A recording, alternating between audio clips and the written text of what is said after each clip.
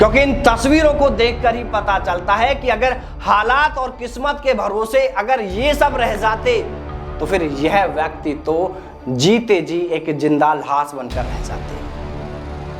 दोस्त, माँ बापू के उन हालातों को, उस बुरे दौर को याद कर लेना कि उन्होंने किन किन हालातों में कैसे कैसे तुम्हें पाल पोस कर। जय हिंद, नमस्कार। कहते हैं कि अगर जिद है जीतने की तो फिर हार भी आपको हरा नहीं सकती।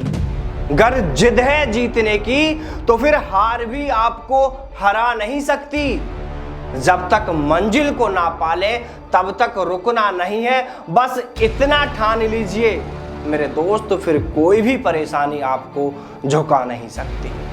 अगर कभी डगमगाने भी लगे हार के डर से आपके बढ़ते हुए कदम, अगर कभी डगमगाने भी लगे हार के डर से आपके बढ़ते हुए कदम, तो मेरे दोस्त माँ बापू के उन हालातों को, उस बुरे दौर को याद कर लेना कि उन्होंने किन किन हालातों में कैसे कैसे तुम्हें पाल पोस कर बड़ा किया है, पढ़ाया है। मेरे दोस्त, फिर कोई भी परेशानी आपके उन बुलंद इरादों को डिगा नहीं सकती, कोई भी परेशानी आपको हरा नहीं सकती। दोस्तों, इन लाइनों को राजस्थान के बाड़मेर जिले के आदर्श डूडा गांव के रहने वाले राहुल गवारिया ने सही साबित कर दिखाया है। गांव गांव घर घर जाकर चूड़ियां बेचकर बेटे को पढ़ाने वाली माँ, आज उस माँ के लाल ने यह साबित कर दिखाया है कि अगर हमारे अंदर जीतने की जिद है, जुनून है, जोश है, तो फिर हार भी आपको हरा नहीं सकती। कोई परेशानी आपको मंजिल तक पहुंचने से रोक नहीं सकती। जिस तरह राहुल के माता पिता ने आज अपने बुरे हालातों से हार नहीं मानी और वो लाख परेशानियों को सहते हुए भी उस बेटे को पढ़ाते रहे, चाहे खुद कितने ही परेशान हुए हो। आज उस बेटे ने भी बेटे होने का फर्ज बखूबी निभाया है। हालातों से लड़कर वो बेटा आज सीआरपीएफ में एसआई बन गया, यानी सब इंस्पेक्टर बन गया है। जब माँ और पिता को यह पता चला कि उनका लाडला सीआरपीएफ में अफसर बन गया है, तो दोस्तों उनकी खुशी का कोई ठिकाना ही नहीं रहा, और रहेगा भी कैसे मेरे दोस्त। आखिर जिस बेटे को पाल पोस कर बड़ा किया, उसे पढ़ाया लिखाया, जिससे यह उम्मीदें थी, यह सपना था कि आज सिर्फ और सिर्फ बेटा ही अब उनके दिलों को बदल सकता है, बेटा ही उन्हें उनके बुरे हालातों से बाहर निकाल सकता है। और दोस्तों, बहुत खुशी होती है, बहुत फक्र होता है जब इस तरह की परेशानियों को सहते हुए कोई माँ बाप अपने बच्चे को पढ़ाते लिखाते हैं और बदले में वो बेटा भी अपनी जिम्मेदारी पर खरा उतरता है, बेटा होने का फर्ज बखूबी निभाता है।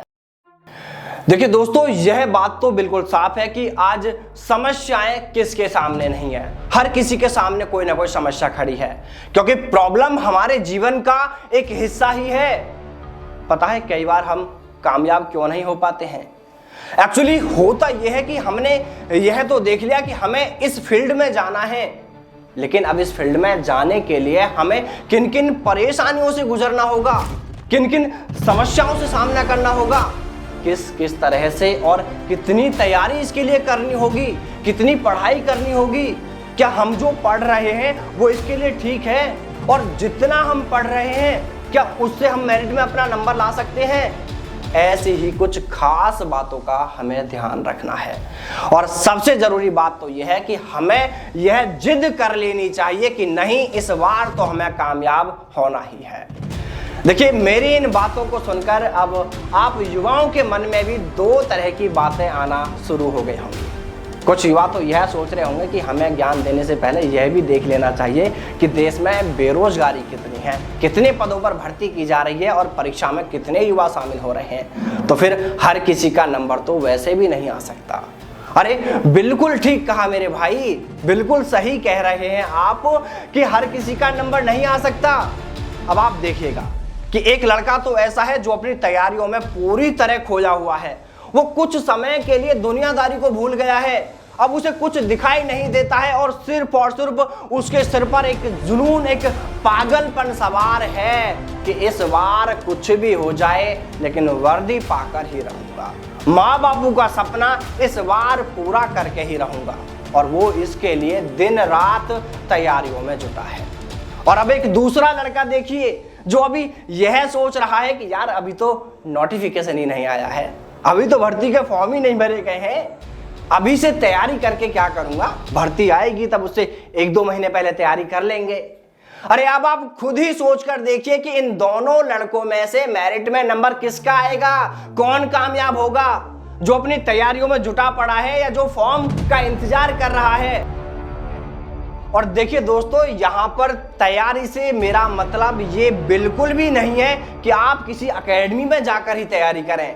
अगर आपको लगे कि आप घर से अच्छी तैयारी कर सकते हैं, जो तैयारी चाहिए वो आप कर सकते हैं, तो आप फिर घर से भी तैयारी करें।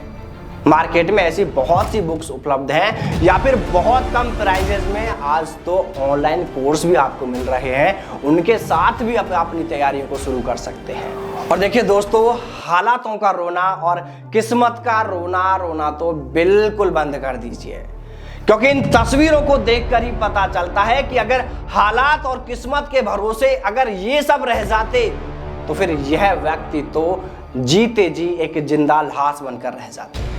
लेकिन नहीं, उनके हौसले कम नहीं है, उसे जो मिला इन्होंने उसे ही स्वीकार कर लिया और उसी के दम पर कुछ अलग करने की इन्होंने ठान ली।